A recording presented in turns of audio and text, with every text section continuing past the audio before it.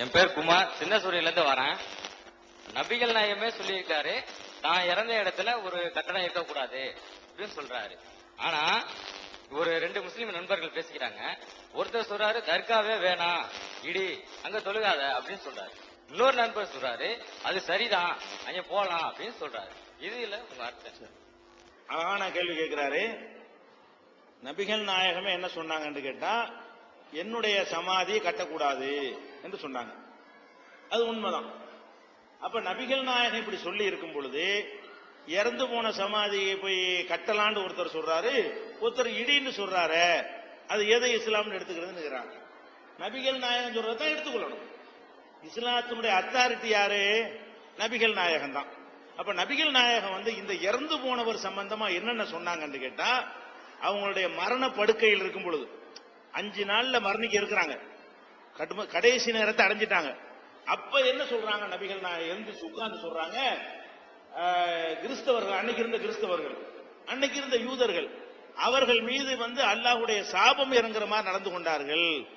எதனால சாபம் இறங்குறதுன்னு கேட்டா, ஒரு மனிதன் இறந்து விட்டான் என்று சொன்னால் அவனுடைய அடக்க ஸ்தலத்தையே வணக்க ஸ்தலங்களாக ஆக்கி விட்டார்கள். ஒரு நல்ல மனுஷன் ஒருத்தன் செத்து போயிட்டான்னு சொன்னா கொண்டே அடக்கம் பண்ணிட்டு வராம அவருடைய அடக்க ஸ்தலத்தை வணக்க ஸ்தலமா ஆக்கி விட்டார்கள். எனக்கு நீங்கள் அப்படி செய்யாதீர்கள்.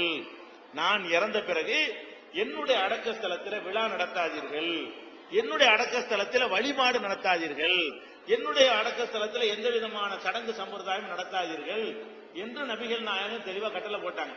அதனாலதான் நபிகள் நாயகம் அடக்கம் செஞ்ச இடத்துல சந்தன கூடு கிடையாது.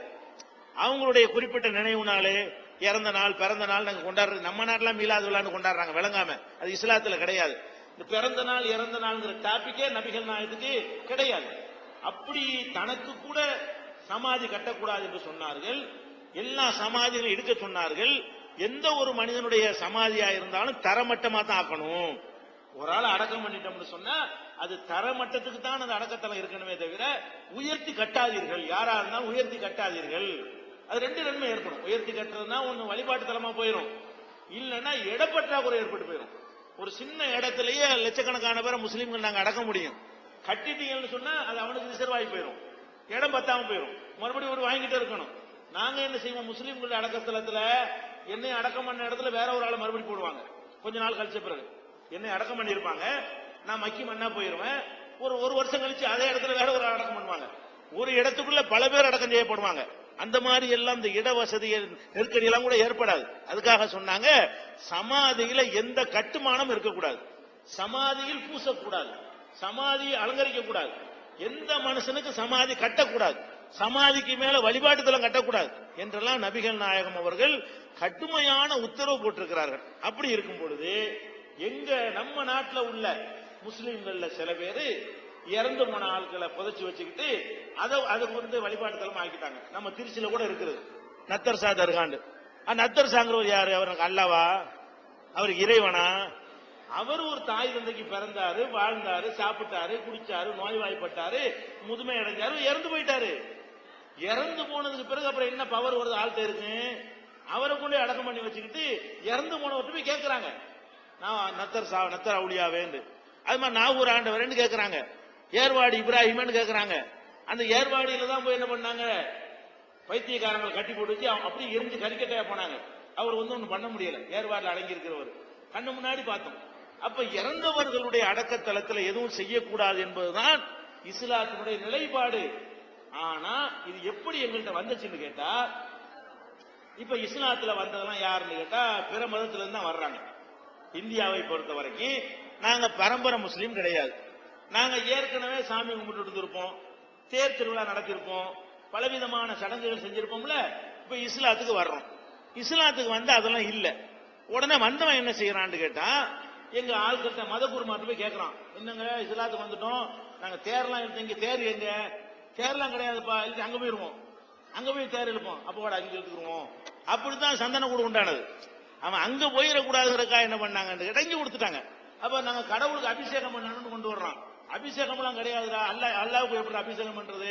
இல்ல பண்ணித்தான் ஆகணும், அதெல்லாம் கிடையாதுடா. அப்படின்னா பணத்துக்கு பண்ணிட்டு போ, சமாதிக்கு பண்ணிட்டு போ அப்படின்ட்டுதான் இந்த சமாதியில கொண்டு சந்தனத்தை பூசுறது. இதெல்லாம் வந்தது எதுக்கு? அவன் அங்கேருந்து வந்தவன் அதே மாதிரி காரியம் இஸ்லாத்துல இருக்குன்னு ஆசைப்படுறான். இந்து மதத்தில இருந்து வேற வேற மதங்கள்ல இருந்து வந்தவன் வந்து அங்க உள்ள மாதிரி உண்டியல் எங்களுக்கு வேணும், அங்க உள்ள மாதிரி கொடிமரம் எங்களுக்கு வேணும், அங்க உள்ள மாதிரி திருவிழாக்கள் எங்களுக்கு வேணும், அங்க உள்ள மாதிரி ஆடல் பாடல் கச்சேரிகள் எங்களுக்கு வேணுங்கிறான். பள்ளிவாசல் அதெல்லாம் இருக்காது. பள்ளிவாசல் வெறும் இடமா தான் இருக்கும். இங்க கொண்டே என்னத்தை பூஜை பண்றது, ஒண்ணும் இருக்காது. அப்ப என்ன செய்யறான், நாங்க இதெல்லாம் பண்ணணுங்கிறான். கிடையாதுடா, அப்ப நாங்க போயிடுவா வேணாடா இங்கே இருடா, அப்ப இங்க உண்டாக்கிட்டான். எப்படின்னு கேட்டா, இது சாராயம் கடை இருக்கணும், ஒரு சாராயம் குடிக்க கூடாது, குடிக்க கூடாது. அப்ப சாராயம் குடிக்கிறான், அது குடிக்க கூடாதுடா, இல்ல ராமசாமி கடையில குடிச்சிருவேன், அதுக்கான அப்துல்கார் கடை வைக்கிறதா? சாராயம் குடிக்க கூடாதுன்னா குடிக்க கூடாதுன்னு சொல்லணும். அவங்களுக்கு நீ ராமசாமி கடையில குடிக்காத, இப்ராஹிம் கடையில குடிக்கிற மாதிரி இருக்குது. அப்படித்தான் நீங்க செஞ்சுட்டாங்க எங்க ஆளுங்க.